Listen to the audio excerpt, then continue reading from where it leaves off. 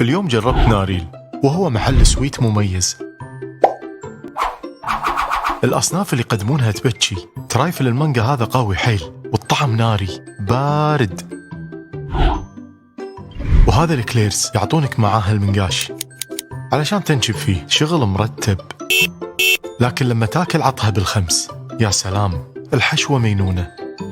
وهني الميني بسبوسة معها التوبنج المشكل من المكسرات، يوز، لوز، فستق، بيذان.